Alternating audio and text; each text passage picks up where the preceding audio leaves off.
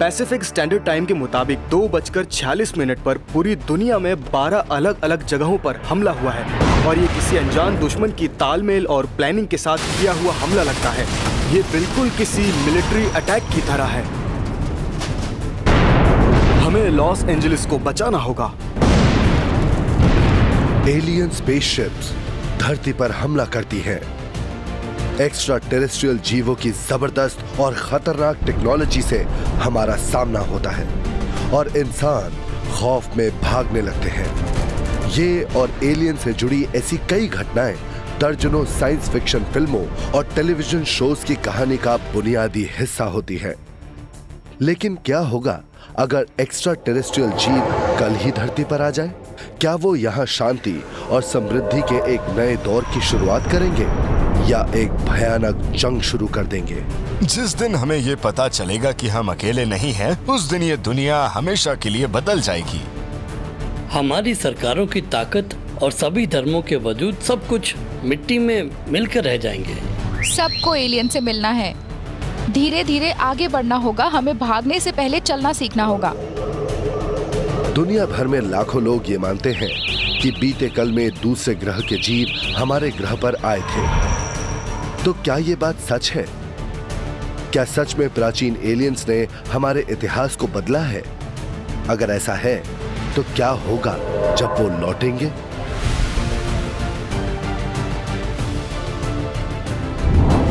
Video start होने से पहले वीडियो को लाइक एंड सब्सक्राइब करना ना भूलें और एम करते हैं 1K लाइक्स का। अगर होते हैं तो नेक्स्ट वीडियो आएगी आपके सजेस्ट करे टॉपिक पर। साइंस डॉक्यूमेंट्स मिस्ट्रीज पेश करता है द रिटर्न। ये चीजें जब तक हमारे एटमॉस्फेयर में नहीं आई तब तक हमें इनके बारे में पता नहीं चला था। नासा के मुताबिक ये पानी से टर्मिनल वेलोसिटी पर नहीं टकरा रही हैं। ये टकराने से पहले धीमी हो रही हैं। हबल टेलीस्कोप की थर्मल इमेजिंग से पता चला है कि ये सारी चीजें बिल्कुल एक ही ज्यामितीय शेप की हैं। देखने में ये मैकेनिकल लग रही हैं। ये कोई मीटियोर शावर नहीं है जवानों, ये एक थ्रेट कॉन डेल्टा है। सभी यूनिट्स तैयार हो जाओ। स्पेसशिप्स की एक पूरी फौज को इंसानों की दुनिया पर भयानक हमला करते देख लाखों करोड़ों लोग के होश उड़ गए। कुछ सेकंड्स में ही कई धमाके हुए और लंदन, टोक्यो, न्यूयॉर्क सिटी और लॉस एंजलिस की सबसे बड़ी जगह तबाह हो गई। एलियंस ने धरती पर हमला कर दिया है। इंसानों और एक्स्ट्रा टेरेस्ट्रियल जीवों के बीच एक जंग शुरू हो गई। किसी भी बड़े बजट की हॉलीवुड फिल्म की तरह बैटल लॉस एंजलिस भी आधुनिक तकनीक की मदद से दर्शकों को खतरनाक एलियन से हमारे मुकाबले की तस्वीर दिखाती है। लेकिन अगर आपको लगता है कि ये कहानी पूरी तरह काल्पनिक है, तो ऐसा नहीं है। बैटल लॉस एंजलिस की कहानी की प्रेरणा एक सच्ची घटना से मिली है जो लगभग 70 साल पहले हुई थी।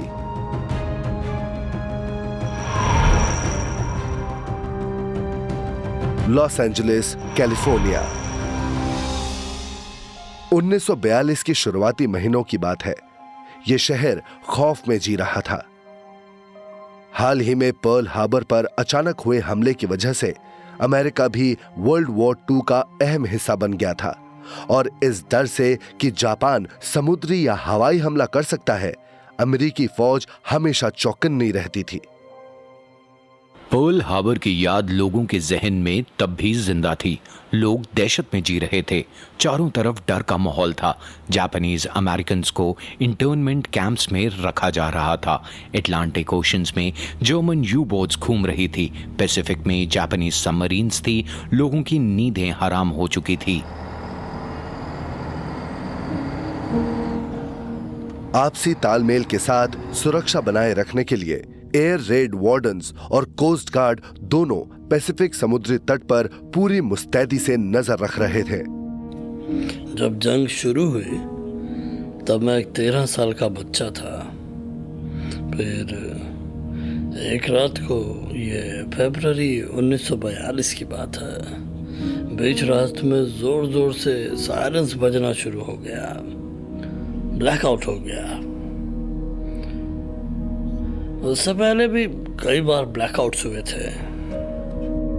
25 फरवरी को तब सुबह के 3:12 और 4:15 के बीच का वक्त था, जब लॉस एंजलिस में तैनात 37th कोस्ट आर्टिलरी ब्रिगेड ने एक अनआइडेंटिफाइड फ्लाइंग ऑब्जेक्ट पर लगातार ढेर सारे एंटी एयरक्राफ्ट शेल्स दागे थे। कोलंबिया ब्रॉडकास्टिंग बिल्डिंग, जो कि हॉलीवुड के बीचों बीच थी, उसकी छत पर से देखने वाले लोगों को सिर्फ गोलीबारी की चमक और सर्च लाइट की तेज रोशनियां दिखाई दे रही थी, जो किनारे के आसपास आसमान में कुछ तलाश कर रही थी।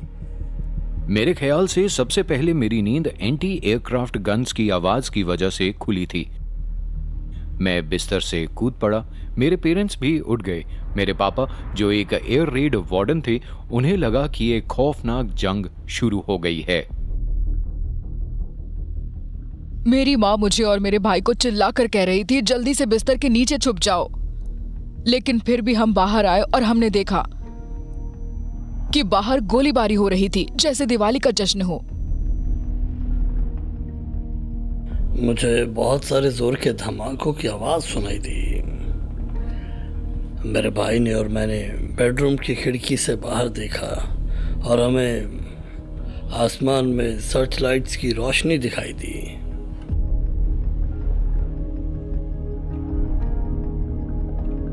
लेकिन वो अजीब सा यूएफओ क्या था जिस पर ये सर्च लाइट्स रोशनी मार रही थी? वो कहां से आया था? जापान से या फिर इस दुनिया के बाहर कहीं से? क्या अगले दिन द लॉस एंजलिस टाइम्स में छपी ये जबरदस्त फोटो एक अहम सबूत हो सकती है? क्या एंशिएंट एस्ट्रोनॉट थियरिस्ट्स हमेशा से ही सही कह रहे थे? वो आसमान में हमारे ऊपर था, मतलब हमारे ठीक ऊपर। Retired anthropology professor C Scott Littleton तब 9 साल के थे और हर्मोसा बीच पर रहते थे जब उन्होंने उस दिन वो अजीब चीज अपने घर के ठीक ऊपर उड़ती हुई देखी। हमने कुछ उड़ते हुए देखा और मेरी माँ उसे सिल्वर बग कह रही थी। मेरे हिसाब से वो एक सिल्वर लॉजेंस जैसा लंबा ओवल शेप का था। मैंने जो देखा वो कभी नहीं भूलूंगा मैं। वो सर्च लाइट्स की रोशनी में नहाया हुआ था और उसके चारों तरफ एंटी एयरक्राफ्ट शेल्स दागे जा रहे थे। वो धीरे धीरे ऐसे गया और फिर नीचे आते हुए दिखाई देने लगा और उस इलाके की तरफ गया जहां आज रुडोंडो बीच है। फिर वो हमें दिखाई नहीं दिया, लेकिन गोलीबारी होती रही।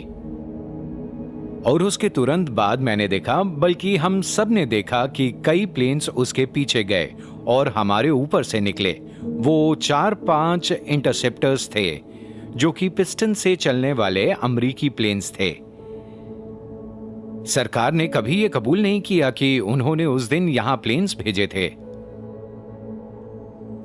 हमें पहले लगा कि वो अजीब चीज जापानीज ऑब्जर्वेशन प्लेन होगी, लेकिन बाद में जापानीज रिकॉर्ड से यह साबित हो गया कि उस रात ही नहीं बल्कि कभी भी सदर्न कैलिफोर्निया में कोई जापानीज प्लेन नहीं आया था। जब ये साबित हो गया कि कोई भी Japanese plane American air space में नहीं आया था, तो Secretary of Navy Frank Knox ने कहा कि यह घटना जंग की वजह से फैली घबराहट का नतीजा थी। लेकिन secretary of war Henry Stimson ने तुरंत इस बात को नकार दिया और कहा कि उस रात फौज एक असली एयरक्राफ्ट पर हमला कर रही थी। और आज तक किसी को पक्का नहीं पता कि उस दिन लॉस एंजलिस के आसमान में कौन या क्या उड़ रहा था।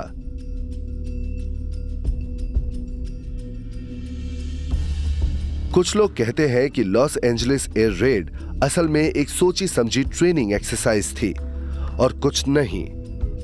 उनके मुताबिक फौज ने वो काम इसलिए किया था ताकि जनता को एक असली हमले के लिए तैयार कर सके। दूसरे लोग कहते हैं कि वो अनआइडेंटिफाइड फ्लाइंग ऑब्जेक्ट असल में एक बराज बलून था जो रस्सी टूटने से वहां आ गया था। लेकिन जिन लोगों ने उस घटना को देखा था उन्हें यह बात भी सच्ची नहीं लगती है। एक ऐसी जगह थी जहां बराज बलून्स बंधे होते थे। एल सेडांडो और डगलस नॉर्थ अमेरिका में एयरक्राफ्ट प्लांट्स के ऊपर बांध कर रखा जाता था, लेकिन वहां के बलून्स को यहां आने के लिए रस्सी तोड़कर उत्तर की तरफ सेंटा मोनिका माउंटेन्स तक उड़कर आना पड़ता। बराज बलून्स इस तरह कभी नहीं उड़ते। भले ही पूरी बात किसी को नहीं पता, लेकिन इतना तो पक्का है कि उस रात किसी अनजान चीज पर लगभग 14,000 शेल्स दागे गए थे और 1 घंटे से ज्यादा तक आसमान से श्रैपनल गिर रहे थे। लेकिन वो गोलीबारी किस पर हो रही थी? क्या फौज सच में सिविलियन की जान को प्रैक्टिस के लिए इस तरह खतरे में डालती?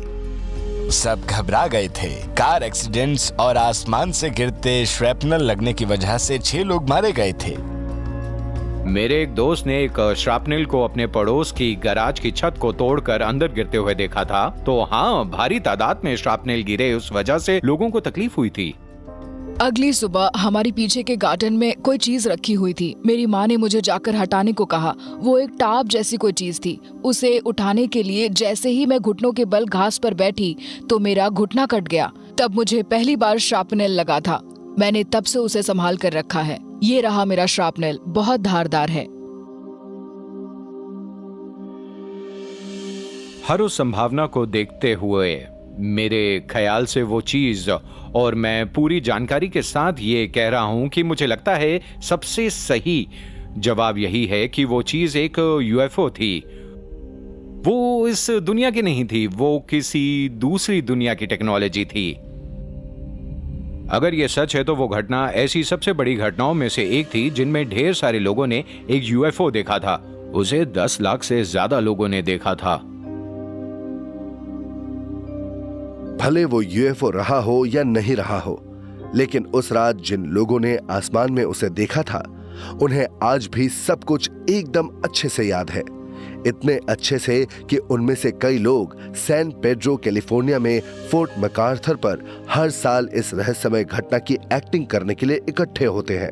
पूरा शहर घबरा गया था। सबको लगा कि हम पर जापानीज प्लेन हमला कर रहे हैं। किसी ने कहा कि वो वेदर बलून था, कुछ लोगों ने कहा कि वो प्लेन था, उन्होंने प्लेन ही देखा था, और औरों ने कहा कि वहाँ कोई प्लेन नहीं था। तब वो लोग बहुत ज्यादा डरे हुए थे। हमें पता भी नहीं चलता हमला किस पर कर रहे थे, कि वो एक वेदर बलून था या उड़न तश्तरी। लेकिन जो लोग मानते हैं कि उन्होंने उस रात एक एलियन क्राफ्ट देखा था, उनके जहन में एक सवाल अब भी है, उसका आखिर क्या हुआ? लोग कहते हैं कि वो आखिरकार समंदर के पानी में गिर गया था और नेवी डाइवर्स ने उसे निकाल लिया था। तो शायद उसे गोले लगे थे और वो क्रैश हुआ था। और शायद यही वजह थी कि जब 5 साल बाद रोजवेल में ऐसी घटना हुई तो फौज तुरंत हरकत में आ गई थी, क्योंकि शायद उन्हें पहले से ही थोड़ा सा अंदाजा था कि उन्हें वहां जाने पर क्या मिलेगा।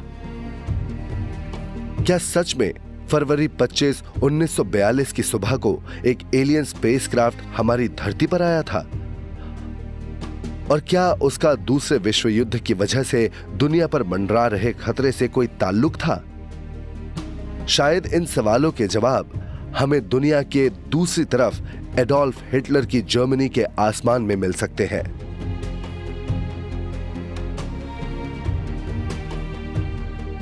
उन्नीस में छपी अपनी book the gods of Eden में लेखक विलियम ब्रैमले ने यह लिखा था कि एक्स्ट्रा टेरेस्ट्रियल जीवों का इंसानी इतिहास में होने वाली हर बड़ी दुर्घटना से लेना देना रहा है, और उन्होंने जंग के जरिए इंसानों की बढ़ती आबादी को कम करने की कोशिश भी की है।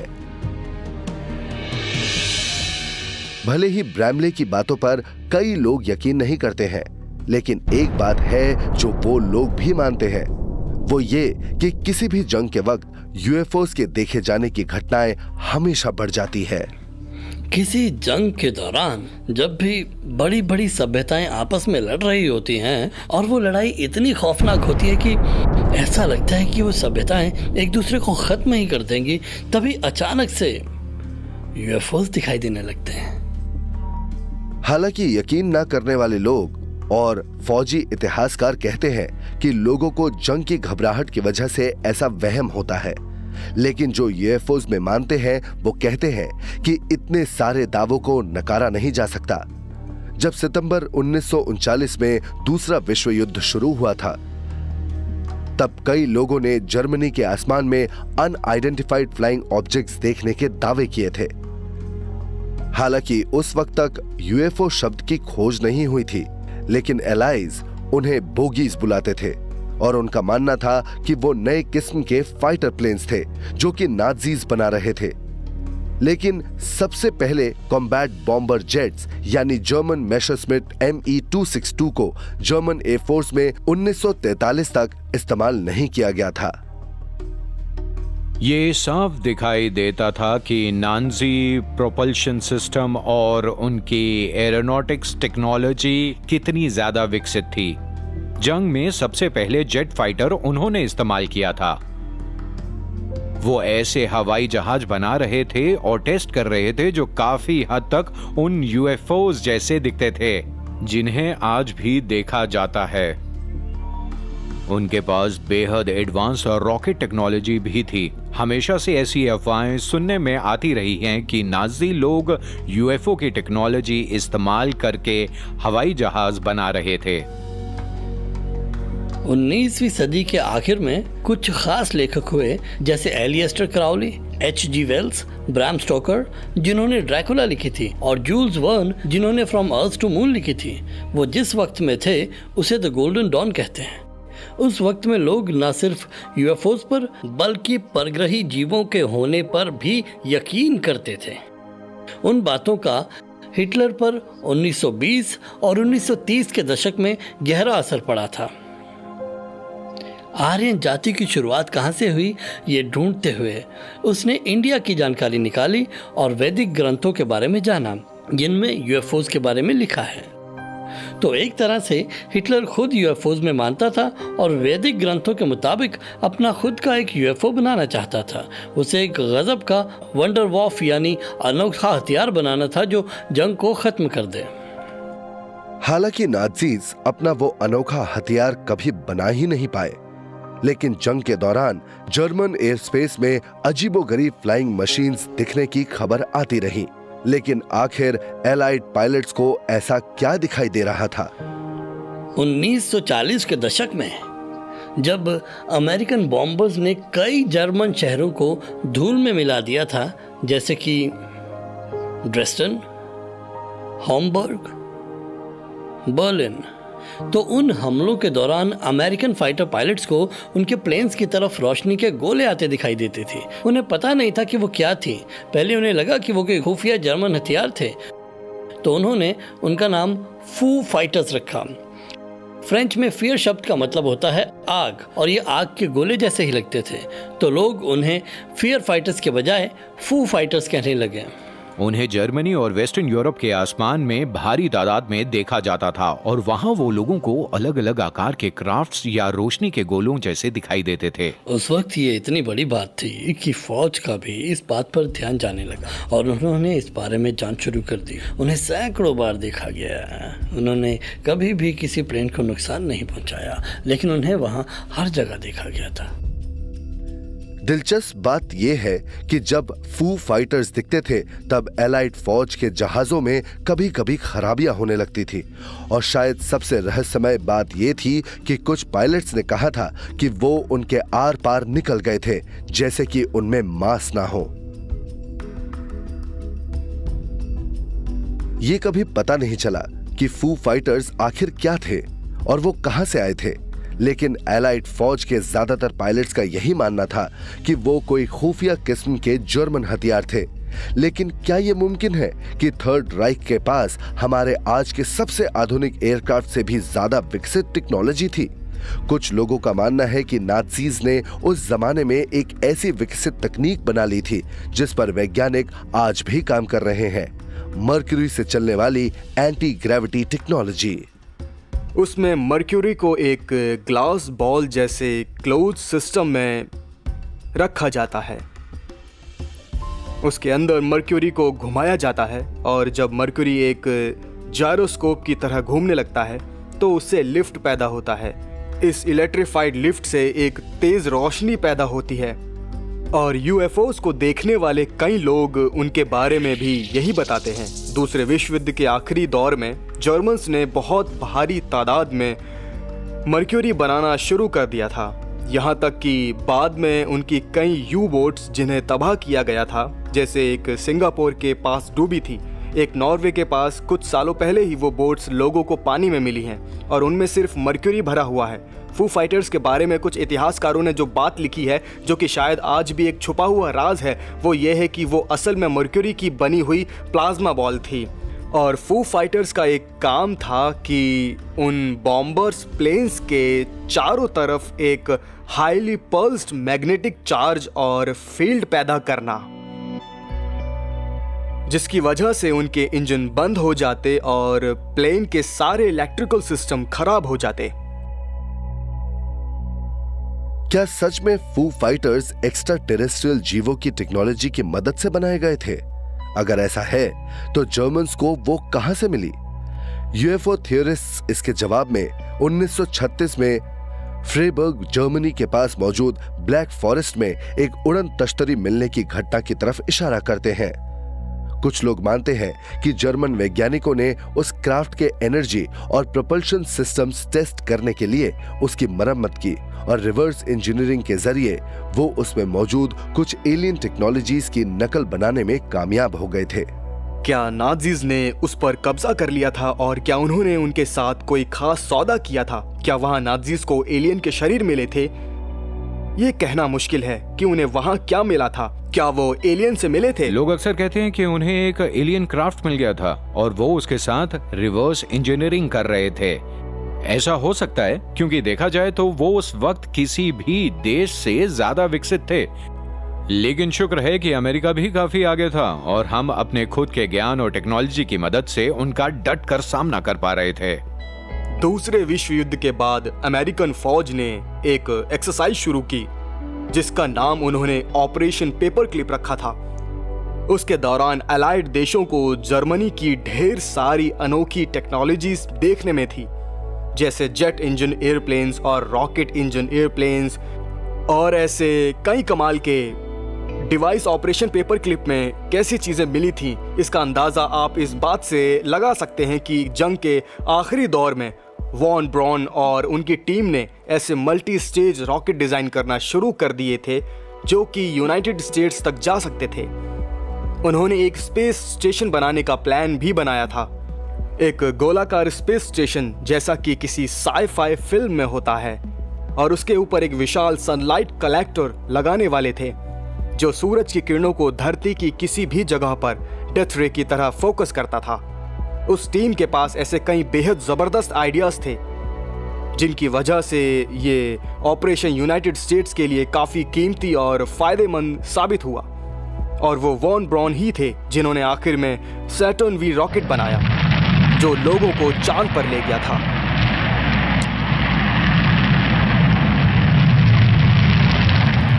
दूसरे विश्व युद्ध के फू फाइटर्स की कहानी की तरह ही बैटल ऑफ लॉस एंजलिस की कहानी भी या तो भुला दी गई है या फिर इतिहासकार अब उस पर यकीन नहीं करते हैं।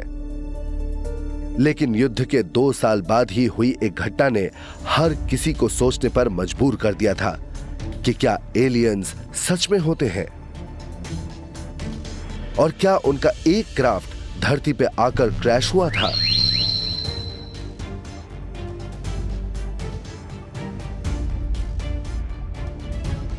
जाने माने आर्कियोलॉजिस्ट हमेशा से यही कहते आए हैं कि इजिप्ट के पिरामिड बनाने में एक्स्ट्रा टेरेस्ट्रियल जीवों ने कभी कोई मदद नहीं की थी। थियोलॉजियंस और धार्मिक ज्ञान रखने वाले लोग ये नहीं मानते कि बाइबल या महाभारत में दी गई कहानियां उन घटनाओं की कहानियां हैं जिनमें हमारा एलियन से सामना हुआ था, और आज तक सभी सरकारों ने इस बात से इनकार कर दिया है कि धरती पर कभी भी उड़न तश्तरियों के आने या जाने की घटना हुई है। लेकिन 8 जुलाई 1947 को यूएफओ दिखने की एक ऐसी खबर आई जिसे खुद यूनाइटेड स्टेट्स की सरकार भी झुठला नहीं सकती थी। क्यों? क्योंकि इस बार खबर किसी और ने नहीं, खुद अमेरिकी फौज ने दी थी। मैं इस वक्त फॉस्टर रेंच में चल रही हूँ जो न्यू मैक्सिको में कोरोना और रोजवेल के बीच में है, और इसके पास ही में वो जगह है जिसका नाम है द डेब्रिस फील्ड, जो उस पहाड़ी पर है। और जुलाई 1947 में आए खबरों के मुताबिक द डेब्रिस फील्ड ही वो जगह है जहां तब एक उड़न तश्तरी या एक रहस्यमय यूएफओ का क्रैश हुआ था। वहां उस जगह जुलाई 1947 की एक रात को न्यू मैक्सिको में तेज बारिश आई और जोरों से बिजली कड़क रही थी। अगले दिन सुबह रैंचर मैक ब्राजेल बाहर ये देखने गए कि उससे कितना नुकसान हुआ था। मैक ब्राजेल ये देखने बाहर गए कि सब कुछ सही सलामत था या कोई बड़ा नुकसान हुआ था। बाहर उन्हें एक बड़े इलाके में मलबा बिखरा पड़ा मिला जो उन्होंने पहले कभी नहीं देखा था। उन्होंने इस बारे में अपने वहाँ के शेरिफ को खबर दी। 1947 में रॉसवेल आर्मी एयरफील्ड मौजूद था। शेरिफ ने तुरंत उन्हें ये खबर दी। उन्होंने मेजर जेसिका मार्शल को भेजा और उस वक्त से ही वो जगह एक मिलिट्री साइट बन गई और फौज को वहाँ जितना मलबा मिला उन्होंने वो जमा करना शुरू कर दिया। अपनी शुरुआती रिपोर्ट में फौजी अफसरों ने एक अजीब सा दावा किया, ये कि उन्होंने ये मलबा पिछले हफ्ते ही जमा करना शुरू कर दिया था। लेकिन फौज ने इस बारे में मीडिया को तुरंत खबर क्यों नहीं दी और कब क्या हुआ इस बारे में वो अलग अलग बयान क्यों दे रहे थे? तो हमारे पास जो सबसे काम की चीज है वो है 8 जुलाई 1947 का न्यूज़पेपर, जिसके मुताबिक कर्नल ब्लैंचेड ने लेफ्टिनेंट वॉल्टर हॉट को, जो कि पब्लिक इंफॉर्मेशन ऑफिसर थे, ये खबर दी कि उन्होंने एक उड़न तश्तरी को कब्जे में लिया है और उसे फोर्ट वर्थ में बड़े हेडक्वार्टर्स में ले जाया जा रहा है। रॉसवेल यूएफओलॉजी की सूरत बदलने वाली अहम घटना थी। शायद ऐसा इसीलिए क्योंकि तब फौज ने पहली बार ये कबूल किया था कि उन्हें धरती पर क्रैश हुई एक उड़न तश्तरी मिली थी, और जब उन्होंने ये कबूल किया तो जाहिर है कि बहुत हलचल मच गई थी। फिर 9 जुलाई को जनरल रैमी ने एक प्रेस रिलीज के जरिए कहा कि नहीं, वो तो एक वेदर बलून था, और इसी के साथ यूएफओ आने की घटना को छुपाने की कोशिश शुरू हो गई। फौजी अफसरों ने उस मलबे को पहले तो एक उड़न तश्तरी का हिस्सा बताया। उनके अंदर के रिकॉर्ड्स में ये लिखा था कि वहां घायल यात्री भी मिले थे। तो आखिर क्यों 24 घंटे से भी कम वक्त के बाद उन्होंने अचानक से ये कहना शुरू कर दिया कि उन्हें जो मिला वो एक वेदर बलून था? हालांकि ब्लैंचर्ड और रैमी ने उसके बाद हमेशा यही बात कही, लेकिन लेफ्टिनेंट हाउट ने जिंदगी भर अपनी शुरुआती रिपोर्ट में लिखी बातों को ही सही बताया। और उन पर यकीन करने वालों का मानना है कि आधुनिक टेक्नोलॉजी ने हाल ही में शायद एक ऐसा ठोस सबूत दिया है जिसकी उन्हें हमेशा से तलाश थी। जब मेजर मार्शल उस मलबे के साथ फोर्ट वर्थ पहुंचे और जनरल रामी प्रेस कॉन्फ्रेंस में आए रिपोर्टर्स को दिखा रहे थे कि वो एक वेदर बलून था, तब उनकी एक तस्वीर ली गई थी और तस्वीर में उनके हाथ में एक कागज था और वो बहुत ही छोटा सा कागज का टुकड़ा था। यहाँ उसे बड़ा करके दिखाया गया है और ये एक मेमो था, और इस क्षेत्र में एक बहुत बड़े रिसर्चर हैं जो इस कागज पर लिखे हुए शब्द पता कर रहे हैं, और उनमें ऐसे शब्द शामिल हैं: फोर्ट वर्थ में टीम है, घायलों को आगे भेज दिया है, पॉट या तश्तरी। तो जैसे जैसे टेक्नोलॉजी बेहतर बनेगी, शायद जनरल रामी की वजह से हमें सच का पता चल जाएगा।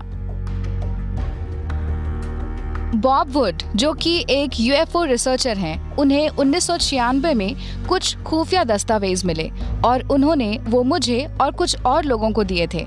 ये दस्तावेज, जिसका नाम है इंटरप्लैनेटरी फिनोमिनन यूनिट, इस पर वॉर डिपार्टमेंट का स्टैंप है और तारीख भी है 22 जुलाई 1947 की।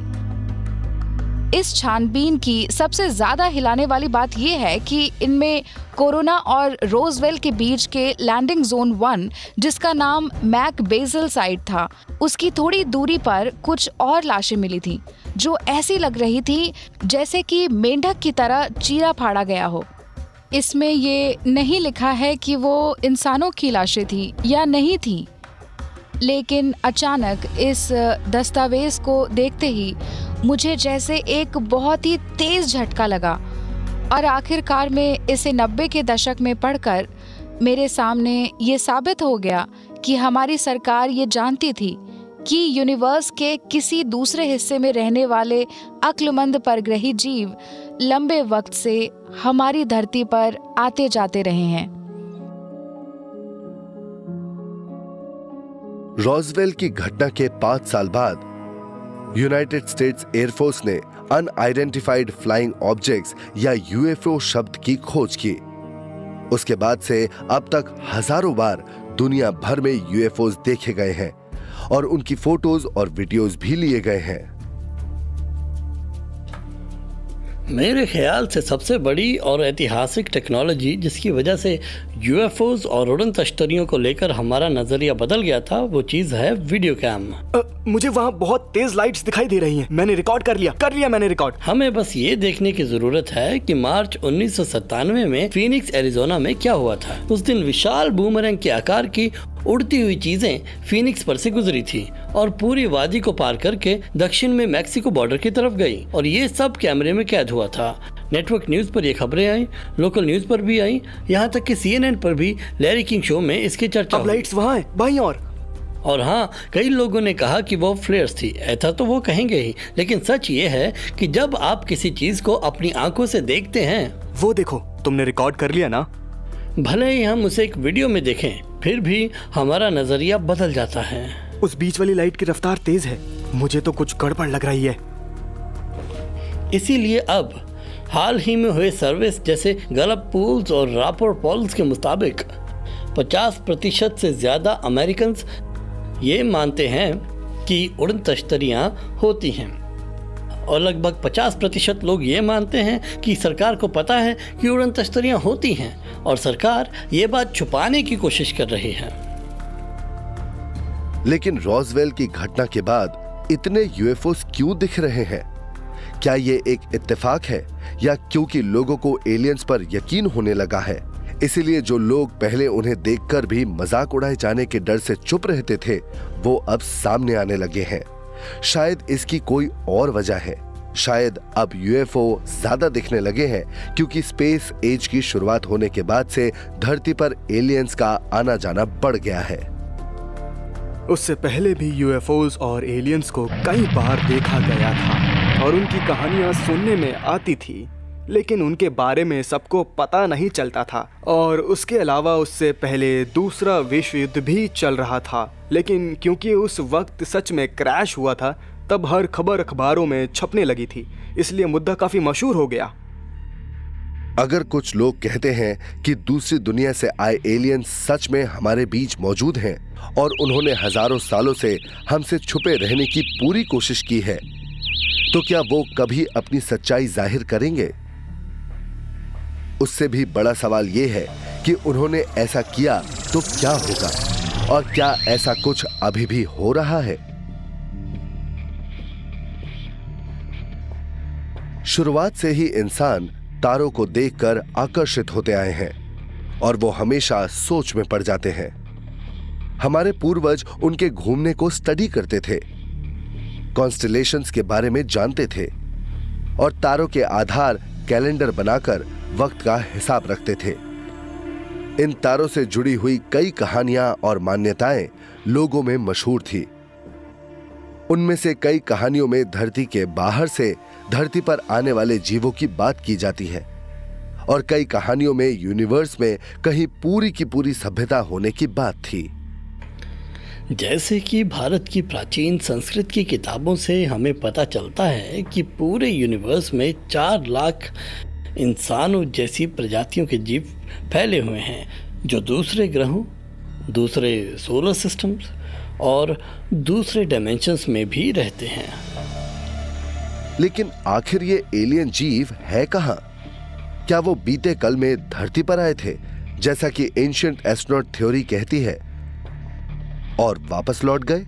अगर हां, तो क्या वो कभी वापस आएंगे? आज दुनिया भर में वैज्ञानिकों ने इंतजार करना बंद कर दिया है और वो अक्लमंद एक्स्ट्रा टेरेस्ट्रियल जीवों को ढूंढने के लिए खुद कदम उठा रहे हैं। क्या आखिरकार टेक्नोलॉजी की मदद से हम वो साबित कर पाएंगे जिस पर हमारे प्राचीन पूर्वज हजारों सालों से यकीन करते थे? 1960 में एस्ट्रोनॉमर और फिजिसिस्ट फ्रैंक ड्रेक ने वेस्ट वर्जीनिया के पहाड़ों पर एक अनोखा किस्म का टेलीस्कोप लगाया। ये अजीब सा डिवाइस दूसरे विश्व युद्ध के बचे हुए रेडार इक्विपमेंट से बना हुआ था, लेकिन इसमें आम टेलीस्कोप की तरह एक ऑप्टिकल लेंस नहीं, बल्कि एक डायरेक्शनल रेडियो एंटीना था। कुछ आसान सी कैलकुलेशन से ये साबित हो गया कि रेडियो टेलीस्कोप इतने काबिल हैं कि अंतरिक्ष में तारों के पास तक सिग्नल भेज सकते हैं और उन्हें पकड़ भी सकते हैं। वो कई लाइट ईयर्स तक जा सकते हैं। तो फ्रैंक ड्रेक ने एक रेडियो टेलीस्कोप आसपास के कुछ तारों की तरफ घुमाया और फिर उसे ट्यून करके देखा कि एलियन से कोई संदेश मिलता है या नहीं। ये सुनने में बहुत ही अजीब सी बात लगती है। ड्रेक को उस दिन तो कोई भी आवाज सुनाई नहीं दी, लेकिन उसी के साथ रेडियो एस्ट्रोनॉमी का जन्म हो गया था। अगर हम एलियंस को स्पेस में देख नहीं सकते तो कम से कम सुन तो सकते हैं। पहले हम लोग परग्रही जीवों को ढूंढने के लिए ये काम करते थे कि हम शांति से उनके सिग्नल्स पकड़ने का इंतजार करते थे और उनके पास भी हमारी तरह बिजली पैदा करने का जरिया होगा। और जब भी बिजली बनती है तो रेडिएशन पैदा होती है जो सिग्नल्स भेजती है और हो सकता है हम उसे पकड़ पाएं। 1961 में फ्रैंक ड्रेक और कुछ एस्ट्रोनॉमर्स, फिजिसिस्ट्स और बायोलॉजिस्ट्स ने प्राइवेट फंडिंग से एक ऑर्गेनाइजेशन बनाई जिसका नाम था सेटी, यानी search for extra terrestrial intelligence. उनका मकसद था विशाल रेडियो टेलीस्कोप को अंतरिक्ष पर फोकस करना और सिग्नल्स पकड़ना। ड्रेक ने यूनिवर्स में दूसरे समझदार जीव होने के कितने आसार हैं, इस बात को पता करने के लिए एक फॉर्मूला बनाया जिसका नाम पड़ गया ड्रेक इक्वेशन। ये ड्रेक इक्वेशन वैज्ञानिकों और वो लोग जो वैज्ञानिक नहीं हैं उन्हें साथ लाती है। वो बात पता चलती है जो सबको जाननी है, वो ये है कि एलियन जीवों की यूनिवर्स में होने के कितने आसार हैं। ड्रेक इक्वेशन में कई बातों का ध्यान रखा गया है, जैसे कि कितने यूनिवर्स तारों के आसपास ग्रह मौजूद हैं और उनमें से कितने ग्रहों पर जीवन पनप सकता है और उनमें से कितनों पर पानी लिक्विड के रूप में है और उनमें से कितनों पर समझदार जीव विकसित हो सकते हैं। और एक जरूरी बात ये है कि ऐसे जीवों की सभ्यताएं कितनी पुरानी हैं और ये बात कोई नहीं जानता। हम सिर्फ हमारी सभ्यता के बारे में जानते हैं। तो फिर हम कब तक टिके रहने वाले हैं, ये पता लगाना बाकी है।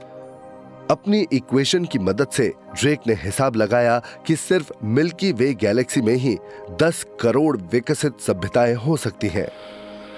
सेटी ये मानकर चलती है कि अगर कोई एलियन सभ्यता है जो अंतरिक्ष में सफ़र करती है, जिनके पास विकसित इलेक्ट्रॉनिक्स हैं, वो तो खास तरह के ही होंगे और वो बार बार एक तरह का सिग्नल भेजेंगे।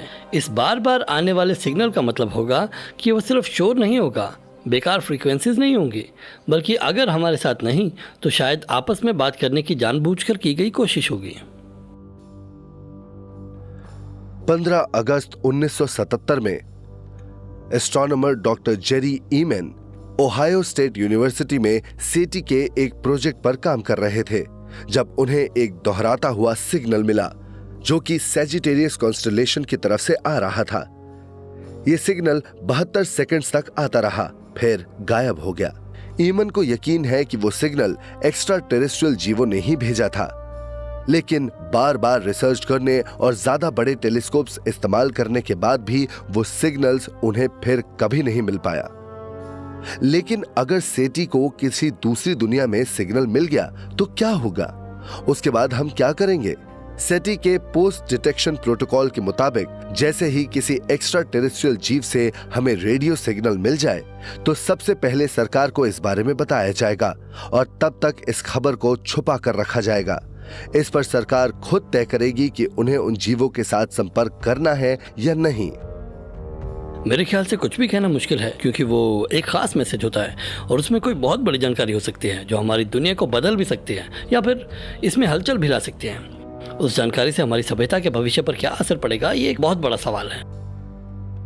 फिलहाल सेटी आसपास के तारों के करीब ऐसे रेडियो सिग्नल्स को ढूंढने की लगातार कोशिश कर रहा है और इस काम के लिए वो दुनिया के कई बड़े टेलीस्कोप्स इस्तेमाल कर रहा है। अगले कुछ सालों में जब सेटी का नया एलन टेलीस्कोप एरी पूरी तरह से काम करने लगेगा तो वो यूनिवर्स के 10 लाख तारों के सिग्नल्स को ढूंढ पाएगा। सेटी को अभी बहुत बड़े इलाके में तलाश करना बाकी है। उनकी माने तो अभी तक उन्होंने यूनिवर्स के जितने हिस्से में तलाश की वो एक विशाल समुद्र में एक ग्लास पानी के बराबर का इलाका है। उन्हें अभी बहुत आगे जाना है। जहां सेटी शांति से अंतरिक्ष से आते सिग्नल्स को सुनने की कोशिश कर रही है, वहीं नासा ने एलियन जीवों से सीधे संपर्क करने की कोशिश की है। इसके लिए उन्होंने अपने स्पेस प्रोब्स में संदेश भेजे हैं। ऐसा होना बहुत मुश्किल है, लेकिन मेरे मुताबिक हो सकता है कि यूनिवर्स में कहीं और भी समझदार जीव हों लेकिन ये पता लगाना या समझना मुश्किल है कि इस बात के कितने आसार हैं कि वो जीव हमारे इतने पास में हो कि हम उनसे संपर्क कर पाएं। 1972 में नासा ने अपने ट्विन पायनियर स्पेस प्रोब्स के बाहर छोटे छोटे प्लैक्स लगाना शुरू कर दिया, जो कि इंसानों की बनाई एक ऐसी पहली चीज थी जो हमारे सोलर सिस्टम से बाहर जाने वाली थी। नासा ने Cornell University professor doctor Carl Sagan से ये संदेश लिखने में मदद ली। कार्ल सैगन ऐसे एस्ट्रोनॉमर में से थे जो हमारे ग्रह से बाहर जीवन ढूंढने के लिए बहुत ज्यादा मेहनत कर रहे थे। वो एक बेहद जाने माने वैज्ञानिक थे। वो एक लाजवाब एस्ट्रोनॉमर थे और उन्होंने ये समझने में हमारी काफी मदद की है कि हम यूनिवर्स में कहीं और जीवों को कैसे ढूंढें और संपर्क करें। सेगन ने सेटी के फाउंडर फ्रैंक ड्रेक के साथ मिलकर एक गोल्ड एनोडाइज्ड एल्यूमिनियम प्लाक बनाया जो लगभग 6 बाय 9 इंच का था, जिस पर कई अलग अलग चित्र बने हुए थे जिनमें धरती पर इंसानों को दिखाया गया था। उसमें आदमी और औरत ने कपड़े नहीं पहने थे और आदमी ने बात करने के इशारे से इस तरह हाथ उठाया था, जिसका मतलब था कि वो हमसे बातचीत करना चाहता है। उसमें सोलर सिस्टम का एक चित्र भी बनाया गया था और पायनियर स्पेसक्राफ्ट जिस दिशा में जाने वाला था वो उस पर बना था और सूरज के चारों तरफ 14 पल्सर स्टार का चार्ट भी बना हुआ था, जिसकी मदद से कोई ये पता लगा सकता था कि ये स्पेसक्राफ्ट कहां से आया था। हमने उन्हें ये दिखाने की कोशिश की कि हम लोग कहां पर मौजूद हैं। और ये काफी दिलचस्प सवाल है कि आप किसी को ये कैसे बताएं कि आप अंतरिक्ष में कहां पर मौजूद हैं, क्योंकि आपको नहीं पता कि उन जीवों को संदेश कहां पर मिलेगा। इसलिए ये बात एक अनोखी स्टिलिस्टिक डिजाइन से बताई गई। 5 साल बाद 1977 में डॉक्टर सेगन को फिर एक बार एक अंतरिक्ष में भेजने वाला संदेश डिजाइन करने का मौका मिला, जब नासा ने एक और संदेश अपने वॉयेजर स्पेस प्रोब्स पर लगाने का फैसला किया। इस बार सेगन ने एक रिकॉर्ड एल्बम बनाया जो कि गोल्ड प्लेटेड कॉपर का बना था और साथ में लिखकर ये समझाने की कोशिश की थी कि उसे कैसे चलाना है। सेगन के हिसाब से वो मेटालिक डिस्क अंतरिक्ष में कम से कम 100 करोड़ सालों तक आसानी से टिकी रह सकती थी। टेक्नोलॉजी के मामले में एक सबसे बड़ी मुश्किल है ऐसी टेक्नोलॉजी ढूंढना जो वो काम कर सके जो आप करना चाहते हैं। तो हम यहाँ ऑडियो को, यहाँ तक कि वीडियो इमेजेस को भी भेजना चाहते थे, पर इस तरह से कि दूसरी टेक्नोलॉजी वाली सभ्यता उसे समझ पाए और देख पाए। और रिकॉर्ड प्लेयर की सबसे कमाल बात यह है कि वो मैकेनिकल भी होता है और इलेक्ट्रिकल भी। उस पर खांचे साफ दिखाई देते हैं और इसलिए उन्होंने उस पर यह भी लिख रखा था कि उसे किस तरह से चलाना है। उस रिकॉर्डिंग में कई अलग अलग तरह की आवाजें थी। बच्चे का रोना, हवा, लहरों, बारिश और जानवरों की आवाज और साथ ही दुनिया के अलग अलग हिस्सों का क्लासिकल और कल्चरल संगीत। उसमें डाला गया एक दिलचस्प गाना था चक बेरी का rock and roll hit Johnny B good.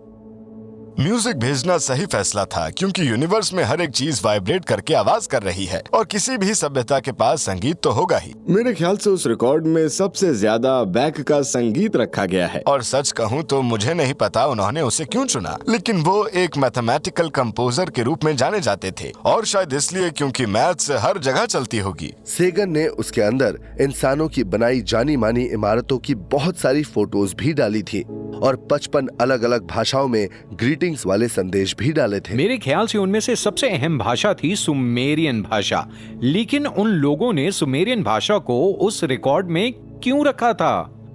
क्योंकि एंशिएंट एलियन थ्योरी के मुताबिक प्राचीन सुमेरिया ही वो जगह थी जहां पर हमारा एलियंस या एक्स्ट्रा टेरेस्ट्रियल से पहली बार सामना हुआ था। अब तक हमें किसी तरह के परग्रही जीवों के बारे में कुछ भी नहीं पता चला है क्योंकि अब तक किसी ने हमें जवाब नहीं दिया।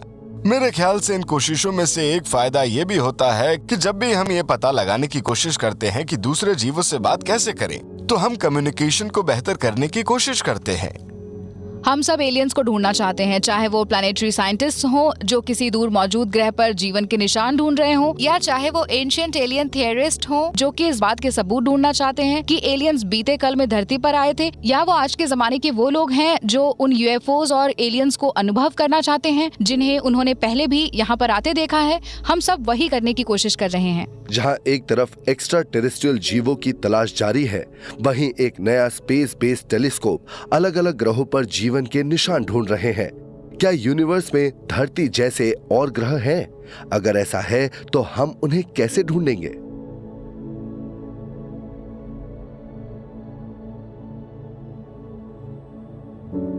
छह मार्च 2009 को नासा के एक डेल्टा 2 रॉकेट को अंतरिक्ष में लॉन्च किया गया था। उसके अंदर एक नया टेलीस्कोप था जिसका नाम जर्मन एस्ट्रोनॉमर योहान केपलर की याद में रखा गया था। उस स्पेस बेस्ड टेलीस्कोप को खास तौर पर हमारे सोलर सिस्टम से बाहर धरती जैसे ग्रहों की खोज करने के लिए बनाया गया था।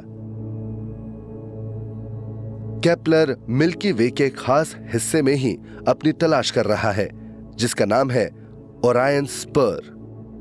केपलर का मकसद है ये ढूंढना कि ये धरती जैसे और कितने ग्रह हैं, और ये पता करने के लिए केपलर अंतरिक्ष के एक हिस्से को 3.5 साल से देख रहा है। वो लगातार अंतरिक्ष में अलग अलग तारों को देख रहा है।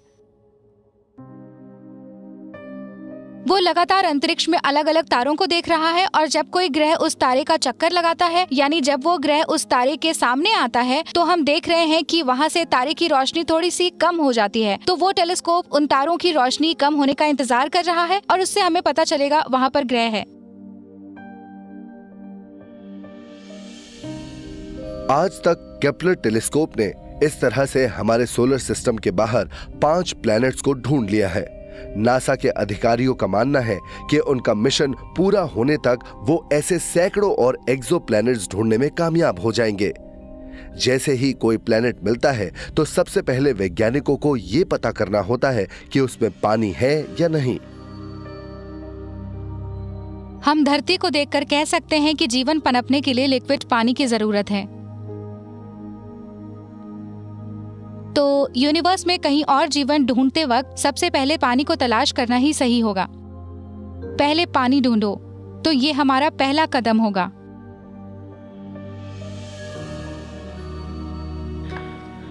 क्योंकि धरती पर जहाँ भी लिक्विड पानी है वहाँ पर जीवन पनपता है, और ये सच है। धरती पर असाधारण हालातों में भी जीवन पनप सकता है। ऐसे कुछ जीव मौजूद हैं जो समंदर के तल में धरती के अंदर से आती हुई बेहद गर्म भाप से भी जिंदा रह सकते हैं। कुछ ऐसे अनोखे जीव भी हैं जो न्यूक्लियर रिएक्टर्स के वेस्ट पूल में और बहुत ज्यादा रेडिएशन वाले माहौल में भी पाए जाते हैं। लेकिन एक चीज जो कि जीवन के पनपने के लिए सबसे ज्यादा जरूरी है वो है लिक्विड पानी। ये जानने के लिए कि किसी ग्रह पर पानी और शायद जीवन है या नहीं, वैज्ञानिक खास टेलीस्कोप के जरिए उसके एटमॉस्फेयर की जांच करते हैं।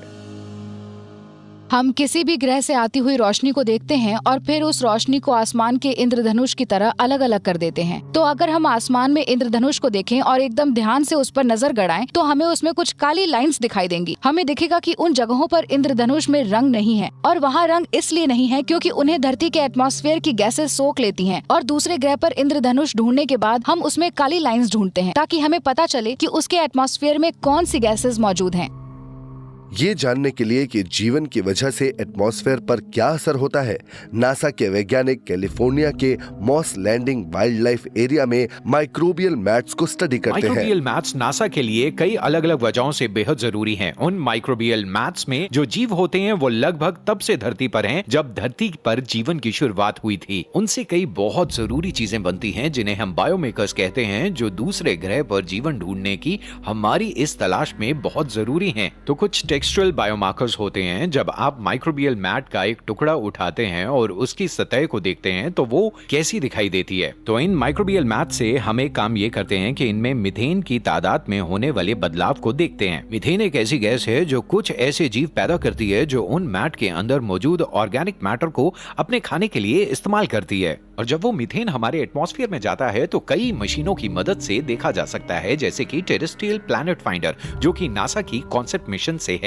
जो उन गैसेस को ढूंढता है जो एक्सोप्लैनेट पर मौजूद जीव पैदा करते होंगे। क्या वो कार्बन के बने हैं और हमारी तरह ऑक्सीजन और कार्बन डाइऑक्साइड के सहारे जिंदा रहते हैं? हमारा एटमॉस्फेयर जिंदा जीवों के बिना टिक भी नहीं पाता, अब तक ये भाप बनकर उड़ जाता। तो अगर हम अंतरिक्ष में देखें और हमें एक तारे के आसपास वो केमिकल्स दिखाई दें जो कि हमें पता है कि वहाँ होते हैं जहाँ जीवन होता है, तो इस बात का ठोस सबूत होगा कि वहाँ पर जीवन मौजूद है। हमें ये नहीं पता चल पाएगा कि वहाँ समझदार जीव है या नहीं, पर जीवन का पता चल जाएगा। हमारी ये यूनिवर्स जिसमें ढेर सारी संभावनाएं हैं, इसमें हमारे प्लैनेट हंटर्स एक जैसी जगह पर तलाश कर रहे हैं जिसे हम गोल्डीलॉक्स जोन बुलाते हैं। गोल्डीलॉक्स जोन ग्रहों के लिए वो इलाका है जहाँ ना बहुत ज्यादा सर्दी होती है और ना बहुत ज्यादा गर्मी, और जीवन पनपने के लिए सही तापमान होता है। अभी तक हमें गोल्डीलॉक्स जोन में धरती के जैसा कोई भी ग्रह नहीं मिला है। एक ग्रह काफी कुछ हमारे जैसा है, उसका नाम है ग्लीज 581d, लेकिन हमें पक्का नहीं पता है कि वो ग्रह गोल्डीलॉक्स जोन में है या नहीं। पिछले कुछ सालों में खोज हुई है कि यूनिवर्स में एक से ज्यादा गोल्डीलॉक्स जोन मौजूद हैं, जैसे कि बर्फीले प्लैनेट एसिमल के अंदर भी जीवन मौजूद हो सकता है, जो कि छोटे ग्रह या फिर बड़े चांद होते हैं।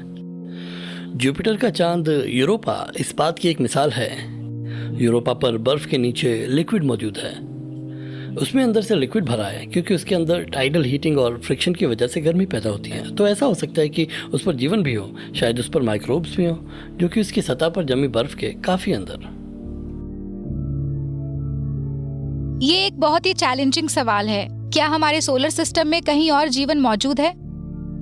उसके कई बातों का एक साथ होना जरूरी है। हमें विज्ञान की समझ होनी चाहिए, हमें सही सवाल पूछने चाहिए।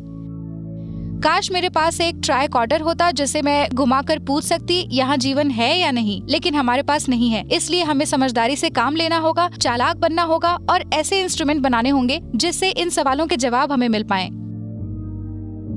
ऐसा होना तो तय है। यूनिवर्स में कितने सारे ग्रह मौजूद हैं, तो जाहिर है कि एक दिन हमें गोल्डीलॉक्स जोन में मौजूद एक ग्रह भी मिलेगा। लेकिन यहाँ केपलर टेलीस्कोप ने अभी अपनी अंतरिक्ष की तलाश शुरू ही की है। वहीं नासा एक्स्ट्रा टेरेस्ट्रियल जीवों की तलाश में अभी से अगला कदम उठाने की तैयारी कर रहा है, जैसे 2014 में लॉन्च हुआ जेम्स वेब स्पेस टेलीस्कोप। लोग हमेशा मुझसे पूछते हैं कि आप इस जिंदगी में धरती जैसा ग्रह ढूंढ पाएंगी? मैं कहती हूँ हाँ, बिल्कुल। जब मैं स्टूडेंट था तो कोई भी ये नहीं मानता था कि इस बारे में बात करने का कोई मतलब भी है। 60 और 70 के दशक में लोगों को ये लगता था कि अगर यूनिवर्स में कहीं और धरती जैसे ग्रह हों भी तो जीवन शुरू होना एक ऐसी अनोखी घटना है कि किसी दूसरे ग्रह पर नहीं हो सकती। अब ज्यादातर लोग ये मानते हैं कि हाँ, यूनिवर्स में कई जगहों पर जीवन पनपता है। सबको एलियन से मिलना है, लेकिन हमें धीरे धीरे आगे बढ़ना होगा। हमें भागने से पहले चलना सीखना होगा। मेरे लिए सबसे दिलचस्प बात यह है कि हम सिर्फ 450 करोड़ साल से हैं, एक ऐसे यूनिवर्स में मौजूद हैं जो लगभग 1400 करोड़ साल पुराना है।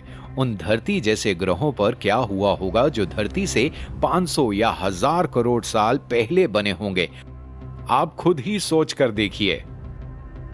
लेकिन क्या ऐसा हो सकता है कि सिर्फ हम इंसान ही ऐसे समझदार जीव नहीं हैं जो यूनिवर्स में जीवन तलाश रहे हैं? क्या यह मुमकिन है कि दूसरे ग्रहों के जीव भी खुद ऐसी ही तलाश कर रहे हैं? हमारे उन्हें ढूंढने से पहले उन्होंने हमें ढूंढ लिया तो क्या होगा? कुछ लोग मानते हैं वो हमें ढूंढ चुके हैं। मार्च 2010 में एक रहस्यमयी टिमटिमाती लाइट क्लीवलैंड ओहायो के ऊपर तैरती लगातार 11 रातों तक दिखाई दे रही थी। हमें इस वक्त उस झील के ऊपर एक यूएफओ दिखाई दे रहा है। मेरे ख्याल से वो 270 डिग्री दक्षिण में है। वो दो चीजें हैं, उनमें से एक बाईं ओर से आ रही है। ये दोनों एक दूसरे के बहुत करीब हैं और ये बिल्कुल मुमकिन नहीं है कि ये कोई हवाई जहाज हो। अभी हो ये रहा है कि उनमें से पहली चीज यहाँ सामने आ गई है और वो वहीं पर रुकी हुई है, हवा में तैर रही है। उसमें से बहुत तेज और अलग अलग रंगों की रोशनियां निकल रही हैं। और दूसरी चीज मेरे ख्याल से उसके ऊपर के बाएं तरफ के कोने से सामने आई थी और अब ऐसा लग रहा है कि कहीं आगे बढ़ रही है। कमाल हो गया, उन दोनों ने आपस में जगह बदल ली। ऐसी चीज मैंने पहले कभी नहीं देखी। वो जो भी है उसे पता है कि हम उसे देख रहे हैं। क्लीवलैंड की तरह यूएफओस देखे जाने के हजारों दावे हर साल सामने आते हैं और भले उनमें से कई लोगों की गलतफहमी साबित होती है, लेकिन कई दावों को नकारना आसान नहीं है। 1991 में ब्रिटेन की मिनिस्ट्री ऑफ डिफेंस ने लेखक और जर्नलिस्ट निक पोप को इंग्लैंड, स्कॉटलैंड और वेल्स में हर साल यूएफओस देखे जाने के सैकड़ों दावों की जांच करने का काम दिया था। मिनिस्ट्री ऑफ डिफेंस 1950 के दशक में यूएफओस के मामले की जांच कर रही थी और ये जरूरी नहीं कि उन यूएफओस के मामले की जांच करने की वजह ये थी कि वो लोग इस बात पर यकीन करने लगे थे कि परग्रही जीव यहाँ पृथ्वी पर आते हैं। वो लोग बस ब्रिटिश एयर स्पेस में होने वाली किसी भी अजीबोगरीब घटना पर नजर रखना चाहते थे। जाहिर है अगर ब्रिटेन में कुछ अजीब हो रहा था तो उन्हें उसके बारे में जानना था। मुझे ये काम दिया गया था तो मेरी सोच ये थी कि मैं ये काम लेकर इस मामले में क्या कर सकता हूँ। मुझे यूएफओस के बारे में कोई जानकारी भी नहीं है और ना ही उसमें दिलचस्पी है। मैं उन बातों पर यकीन भी नहीं करता था, लेकिन मैं जितना ज्यादा उन मामलों से जुड़ी फाइल्स को पढ़ने लगा और मैं जितना ज्यादा उन मामलों की जांच करने लगा जिनकी खबर मुझे हर रोज दी जाती थी, तो उसके साथ ही मेरी सोच बदलने लगी और ऐसा एहसास होने लगा कि कुछ यूएफओस के मामले को आम सोच से नहीं समझा जा सकता था। वो चीज आगे बढ़ रही है। कई केसेस जिनकी पोप ने जांच की थी, उनमें उन्होंने पायलट्स, पुलिस और मिलिट्री ऑफिसर्स की गवाही ली थी और कई केसेस में उन्हें सबूत के तौर पर रेडार के डेटा, वीडियो और फोटोज मिले थे।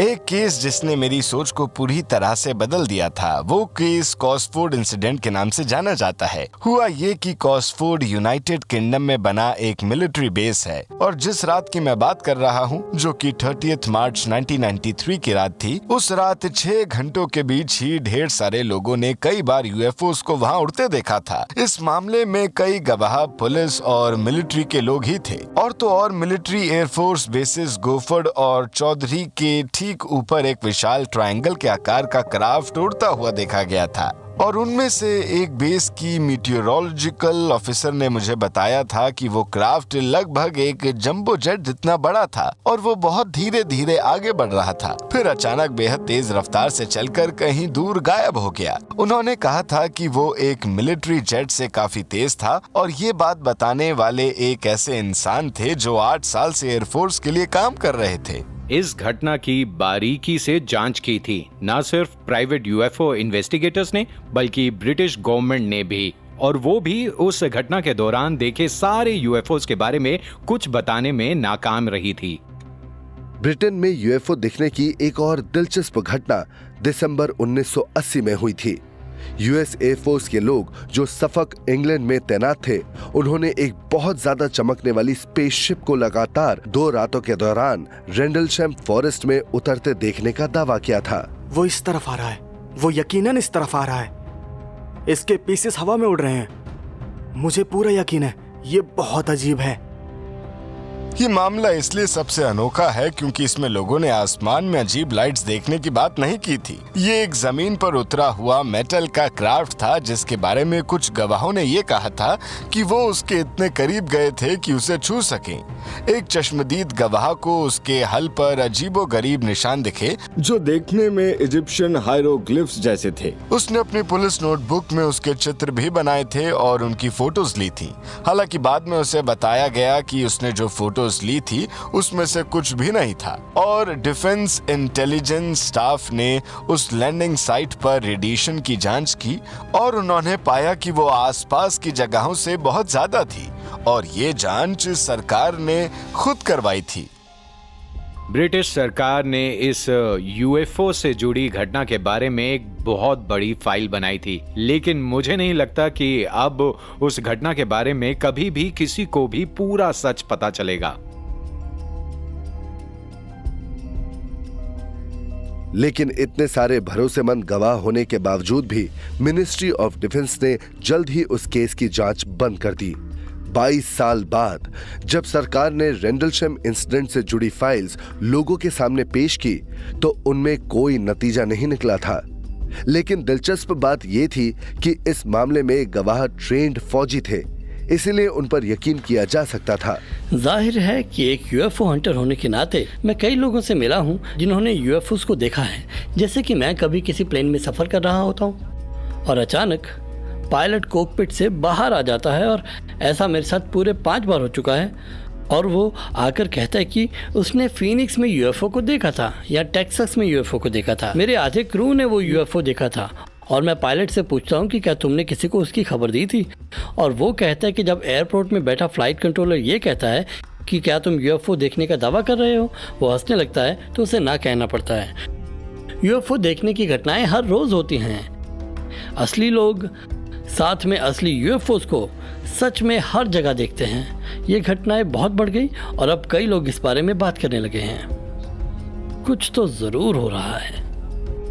अब हम इस मामले में सरकार के हस्तक्षेप की बात करें तो ब्रिटेन में मिनिस्ट्री ऑफ डिफेंस कई सालों से यही कोशिश करती रही है कि वो हमेशा इस बात को नकारती रहे। इसलिए नहीं कि वो यूएफओस के बारे में कोई सच छुपाकर कोई साजिश कर रहे हैं, बल्कि इसलिए कि ये उनके लिए शर्मिंदगी की बात होगी कि उन्हीं की एयर स्पेस में कोई घूम रहा है और उन्हें मालूम नहीं है कि वो क्या है। कोई भी सरकार या फौज इस तरह से सामने नहीं आना चाहेगी।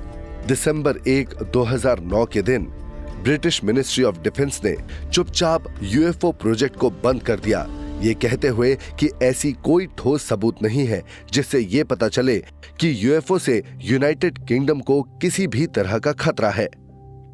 इस फैसले से जुड़ी ऐसी कई बातें हैं जिन पर लोगों ने अपनी आपत्ति जताकर सवाल उठाए हैं। पहली बात, यूनाइटेड किंगडम में 10 सालों में यूएफओस दिखने की घटनाएं बढ़ी हैं, तो लोगों को यूएफओस के रहस्य को सुलझाने के लिए 50 सालों से चली आ रही रिसर्च को एकदम से बंद करना ठीक नहीं लग रहा था। और एक और बात जिसकी वजह से ये फैसला विवादों के घेरे में आया, वो है इसे ऐलान करने का तरीका। इस बारे में सबके सामने कोई बयान नहीं दिया गया। उन्होंने बस ये कहा कि उनका डिपार्टमेंट अब इस बारे में किसी सवाल का जवाब नहीं देगा और ना ही अब घटनाओं की जांच की जाएगी। यूएफओस के बारे में जो भी खुफिया जानकारी सरकारों ने छुपा रखी है, उसे सबके सामने लाने में एक अड़चन ये है कि जाने माने वैज्ञानिक ये मानते हैं कि एलियन जीवों के बारे में स्टडी करना सही मायनों में एक वैज्ञानिक रिसर्च नहीं है। इस डर से कि कहीं उनका मजाक उड़ाया जाएगा, इस पर रिसर्च करने वाले कई वैज्ञानिक सामने नहीं आते हैं। आजकल के बेहतरीन वैज्ञानिक जब एक दूसरे से बात करते हैं तो सारी दुनिया में उनके कुछ अनकहे उसूल और कानून होते हैं। एक उसूल ये है कि हम ये नहीं दिखा सकते कि हम धार्मिक हैं। हम उड़न तश्तरियों में यकीन नहीं कर सकते और गलती से भी उन लोगों के साथ नहीं रह सकते जो उड़न तश्तरियों में यकीन करते हैं। लेकिन ये सारी बातें अभी भी बंद दरवाजे के पीछे होती हैं, क्योंकि जाहिर है कि कोई नहीं चाहता कि लोगों का उन पर ध्यान जाए, क्योंकि वो जानते हैं कि ऐसा कोई भी रिसर्च करने का अंजाम बहुत बुरा होता है। इसीलिए ये काम छुप कर किया जाता है और इसीलिए वो अपने आप को बाकी लोगों से थोड़ा दूर ही रखते हैं। किसी स्टडी में ये सोचकर आगे ना बढ़ना कि हमारे साथी हमारे बारे में क्या सोचेंगे, बहुत ज्यादा गलत है। हम ये सोच सकते हैं कि क्या इस ग्रह के बाहर भी जीवन होगा। हम ये सोच सकते हैं कि क्या दूसरी सभ्यताएं भी हमारे संपर्क में आई होंगी।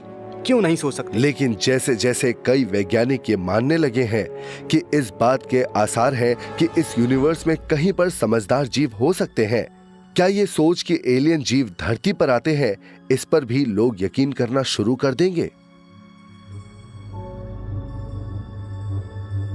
क्या होगा जब एक्स्ट्रा टेरेस्ट्रियल जीव सच में धरती पर आएंगे और हमारे सामने आकर हमें अपने होने का सबूत देंगे?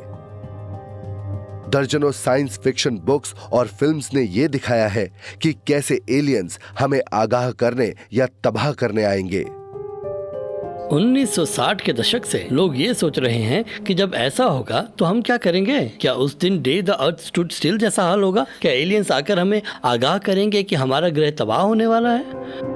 क्या वो हम पर हमला करेंगे जैसे वॉर ऑफ द वर्ल्ड्स में मार्शियंस ने किया था? तो इस सवाल का जवाब जितना हम सोचते हैं उससे ज़्यादा जटिल है। बात इतनी सीधी नहीं होगी कि कोई आकर कहेगा कि मुझे अपने लीडर के पास ले चलो।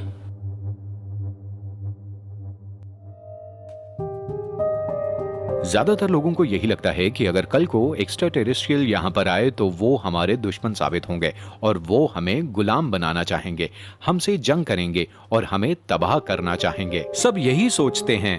मेरे हिसाब से ऐसा कुछ भी नहीं होगा, क्योंकि कोई भी सभ्यता जिन्होंने दूर बसे ग्रह से यहाँ तक सफर करना सीख लिया है, वो हमारे जैसी टेक्नोलॉजी के मामले में कम विकसित सभ्यता की मदद ही करेंगे। स्टैटिस्टिक्स ये दिखाती हैं कि अगर किसी परग्रही सभ्यता का जीव कभी हमारे पास आएंगे तो हम लोग उनके लिए नौसिखिया होंगे। जहाँ तक अक्लमंदी की बात है तो हम लाइन में उनसे काफ़ी पीछे खड़े हुए होंगे, इसीलिए वो हमें चीज़ें सिखाएंगे। हमारे पास उन्हें सिखाने के लिए कुछ भी नहीं होगा। अगर हम ये मान लें कि हमारी गैलेक्सी में हमारे ऐसे पड़ोसी हैं जो हमारे ग्रह पर आते जाते रहते हैं, तो इससे हमें काफ़ी फायदा हो सकता है। ऐसी कई खबरें आई हैं कि कुछ लोगों से परग्रही जीव मिले हैं और उनकी बीमारियों का इलाज किया गया है, जिससे उन लोगों को काफ़ी फायदा हुआ है। उनके पास विकसित एनर्जी टेक्नोलॉजी होंगी। उनमें से कुछ टेक्नोलॉजीज को रिवर्स इंजीनियरिंग के जरिए मिलिट्री हवाई जहाज़ों में इस्तेमाल किया जा रहा है। उनके पास कम्युनिकेशंस टेक्नोलॉजीज होंगी। तो हमारी जिंदगी के जितने भी पहलू हैं, उनमें हमें ये मानने से फायदा होगा कि यूनिवर्स में कहीं ना कहीं ऐसे जीव मौजूद हैं जिनके पास हमसे ज्यादा ज्ञान और जानकारी है, जो हमसे बांट सकते हैं। सवाल ये है कि कल को हमारा उनसे संपर्क किस तरह से होगा। अगर रेडियो ब्रॉडकास्ट के जरिए हमारा उनसे संपर्क होगा तो एक बात तो होगी, अगर वो हमारे ग्रह पर आएंगे और वो वैसे ही होंगे जो हम यूएफओस के बारे में जानते हैं तो कुछ और होगा। लेकिन मेरे ख्याल से आज के जमाने के लोग उनसे मिलने के लिए पहले से कई ज्यादा अच्छे से तैयार हैं और वो इसका दावा करते हैं। कई लोग जो ये मानते हैं कि एक्स्ट्रा टेरेस्ट्रियल जीवों से हमारा सामना होना तय है, वो ये कहते हैं कि सरकारों को इसकी तैयारी करनी चाहिए। इस बारे में स्टडी करने को एक्सोपॉलिटिक्स कहते हैं। एक्सोपॉलिटिक्स ये सवाल करती है कि एक समाज के रूप में अगर कल को कुछ भी ऐसा हुआ तो हमें क्या करना चाहिए। सवाल ये नहीं कि सरकार क्या करेगी, बल्कि हम लोग क्या करेंगे। हम उनकी तरफ दोस्ती का हाथ कैसे बढ़ा सकते हैं। एक्सोपॉलिटिक्स आम जनता के उन लोगों को साथ लाती है जो इसके बारे में फिक्र करते हैं और यूएफओ से जुड़ी बातें जानना चाहते हैं और जो चाहते हैं कि लोग मिलकर काम करें और सरकारों से इस बारे में सारी जानकारी निकलवाएं ताकि हम ऐसी मुलाकातों के लिए तैयारी कर सकें। लेकिन अगर हम दोस्ती का हाथ बढ़ाएंगे तो इस बात की क्या गारंटी है कि वो एलियंस भी हमसे दोस्ती करना चाहेंगे। कई वैज्ञानिक, जिनमें मशहूर थियोरेटिकल फिजिसिस्ट स्टीवन हॉकिंग शामिल है, उनके मुताबिक एलियन जीव हमारे लिए बहुत बड़ा खतरा हो सकती है और हमें कोशिश करनी चाहिए कि हम उनके संपर्क में ना आए। अगर परग्रही जीव या एलियंस हमारे लिए खतरनाक हुए या वो हमसे जंग करने आए तो क्या उनसे लड़ने की कोशिश बेकार होगी। धरती पर जीवन को खत्म कैसे कर सकते हैं, और ये आसान है, प्लेग के जरिए। ना ज़रूरत है यूएफओस की, ना आसमान से बरसती एनर्जी बीम्स की, ना धमाकों की, ना एम्पायर स्टेट बिल्डिंग को उड़ाने की। ये ज़रूरी नहीं है। हम ऐसा काम कर सकते हैं तो एलियंस क्यों नहीं कर सकते। ये सोचना कि हम उनके खिलाफ कोई डिफेंस मैकेनिज्म बना सकते हैं या जो जीव दूर अंतरिक्ष से सफर करके यहाँ तक आ सकते हैं उनसे हम लड़ पाएंगे, ये हमारी गलतफहमी होगी।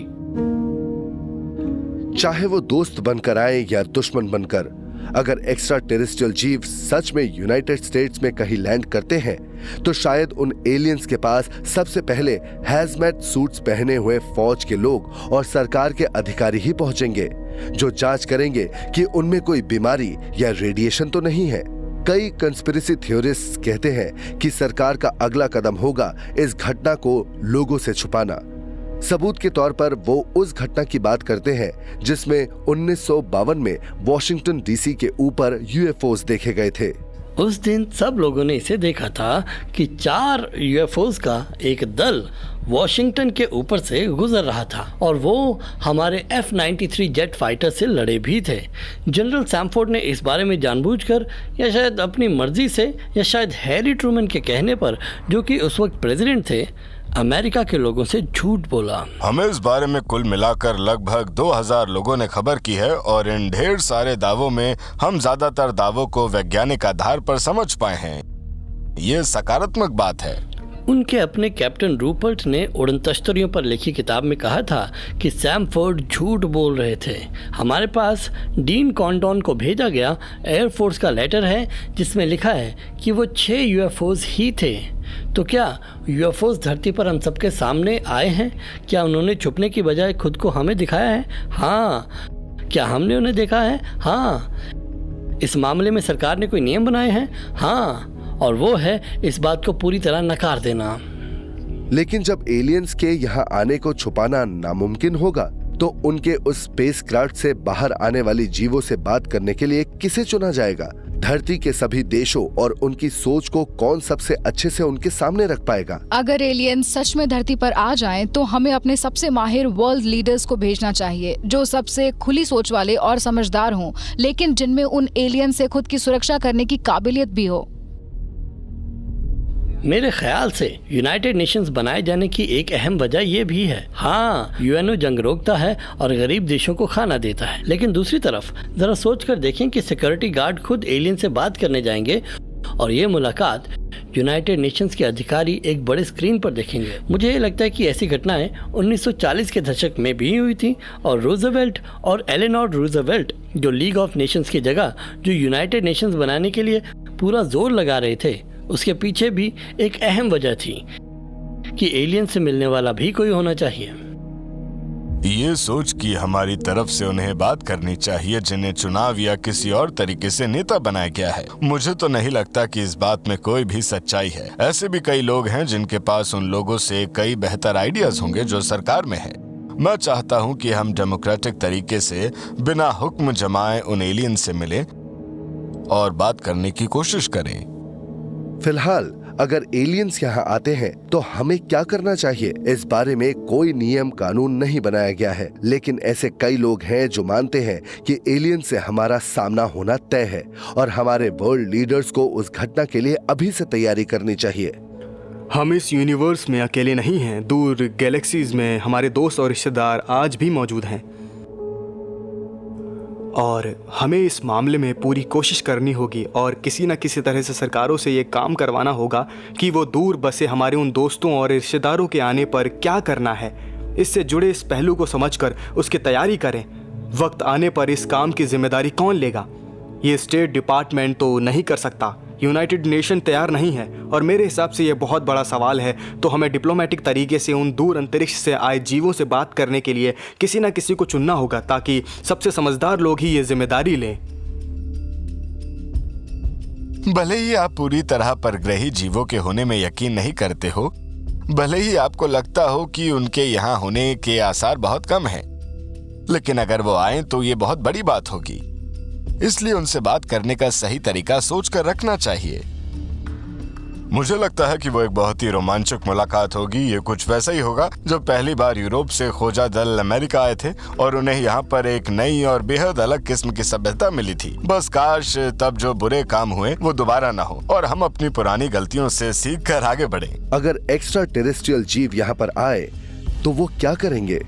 जाहिर है ये बात पक्के तौर पर कोई नहीं जानता, लेकिन ज्यादातर लोग एक बात मानते हैं कि उसके बाद हमारी ये दुनिया हमेशा के लिए बदल जाएगी। उसका नतीजा ये होगा कि दुनिया के हर धर्म की जो पुरानी और कट्टर सोच है उसकी जड़ें हिल जाएंगी और वो हमेशा के लिए खत्म हो जाएंगे, क्योंकि ऐसा होने पर इंसानों का जन्म कैसे हुआ, इस बात पर जेनेसिस की कहानियां और दूसरे कई अहम बातों पर सवाल खड़े होने लगेंगे। हमारी सरकारों की ताकत और सभी धर्मों के उसूल सब कुछ मिट्टी में मिल जाएंगे। लेकिन 2008 में एक हैरत अंगेज जगह से एक जबरदस्त ऐलान किया गया और कुछ लोग मानते हैं कि ये इस बात का सबूत है कि एलियंस जैसे चमत्कार सच में इस यूनिवर्स में हो सकते हैं। रोम में बना वेटिकन एक मजबूत किले की तरह है जो 5वीं सदी से ही कैथोलिक चर्च की बेशुमार ताकत का केंद्र रहा है।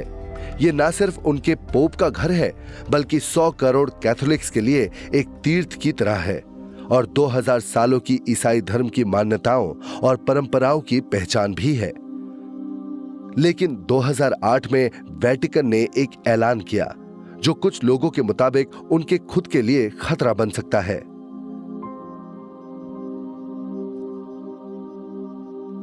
वेटिकन ऑब्जर्वेटरी के चीफ एस्ट्रोनॉमर फादर गैब्रियल फ्यूनेस ने यह बात कही कि हो सकता है दूसरे ग्रहों पर एलियन जीव मौजूद हो और वहां भी जीवन हो। उन्होंने ये कहा कि धरती के बाहर से किसी ग्रह पर जीवन मिला तो इसका मतलब ये नहीं कि हमें ईश्वर पर यकीन नहीं करना चाहिए। अगर आज से 500 साल पहले किसी ने ये बात कही होती तो उसे सजाए मौत दी गई होती। पोप बेनेडिक्ट जो अभी पोप हैं, वो विज्ञान की काफी कद्र करते हैं और वो समझदार जीवों को लेकर ऐसी सोच रखते हैं जो सच में असाधारण है। तो इसलिए उन्हें इस आइडिया को अपनाने में कोई दिक्कत नहीं थी कि हो सकता है दूसरे ग्रहों पर जीवन हो। जाहिर है कि ये ईसाई के लिए बहुत ही दिलचस्प सवाल है और वैज्ञानिक तरीके से इसका जवाब ढूंढने पर यह सवाल आता है कि आप इसे ईश्वर का काम कैसे मानेंगे। कई लोग ये सोचने लगे कि चर्च ने अभी ही ऐसा क्यों किया, क्यों सदियों तक ये सिखाने के बाद कि इंसान ईश्वर की सबसे महान रचना है और ये कि यूनिवर्स में बस हम ही एक समझदार जीव हैं, आखिर अब जाकर वेटिकन ने ऐसा ऐलान क्यों किया जो ईसाई धर्म की बुनियाद को ही हिला सकता है? क्या उन्हें ऐसा कुछ पता था जो हमें नहीं पता था? ये एकदम नई बात है और चर्च के इतिहास में आज तक कभी ऐसा नहीं हुआ है। ना सिर्फ वो एक्स्ट्रा टेरेस्ट्रियल्स होने के सवाल पर ध्यान दे रहे थे, बल्कि उन्हें उसे दिक्कत भी नहीं थी। ये उनकी सोच में एक बड़ा बदलाव था। ये उनकी मान्यताओं से अलग सोच थी। सवाल ये है कि क्यों? क्या इस बात से और सवाल खड़े होंगे? बिल्कुल। क्या इससे कोई बदलाव होगा? हाँ, होगा। लेकिन क्या इनकी वजह से हम धर्म में या ईश्वर में यकीन करना छोड़ देंगे? मुझे नहीं लगता।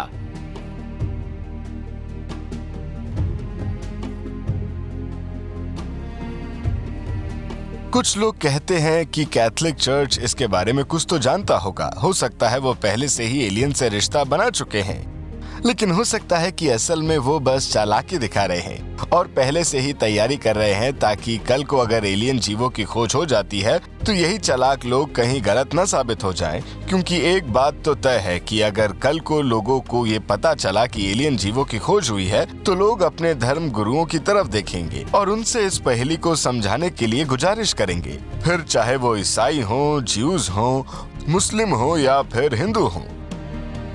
अगर परग्रही जीवों की खोज हुई तो चर्च वही करेगा जो कि हम कोई भी नई जानकारी मिलने पर करते हैं और उसे समझने की कोशिश करेंगे।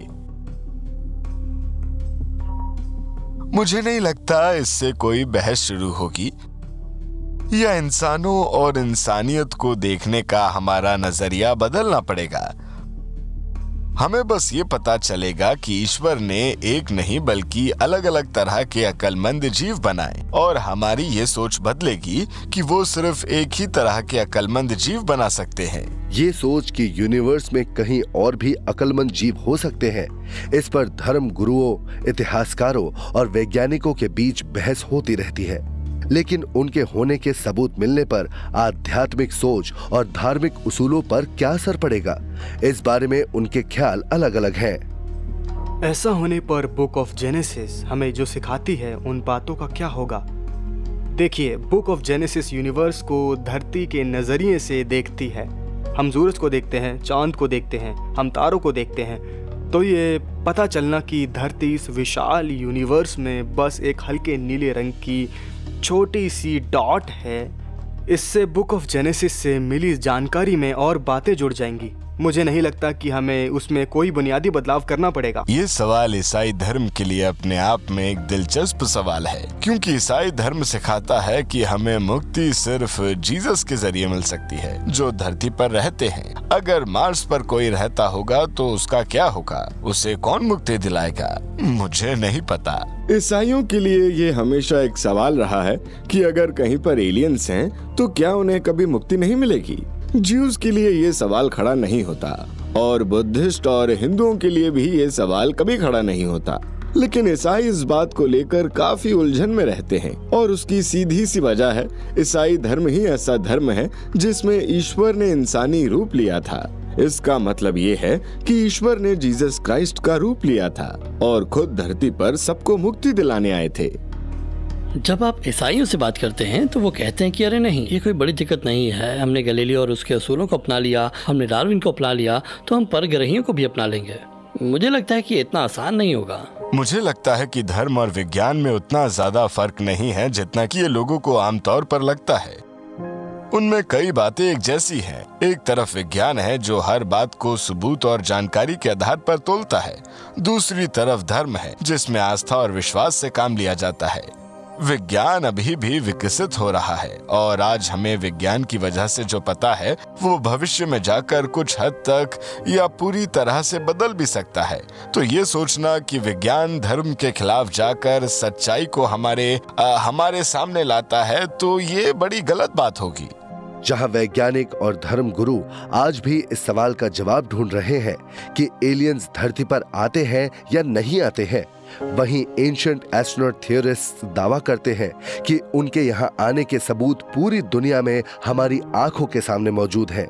लेकिन अगर हम इस थ्योरी पर यकीन कर ले तो हमें अपनी धारणाओं को और हमारे इतिहास को, खासकर इंसानी सभ्यता की शुरुआत के बारे में हमारी जानकारी को किस हद तक बदलना पड़ेगा।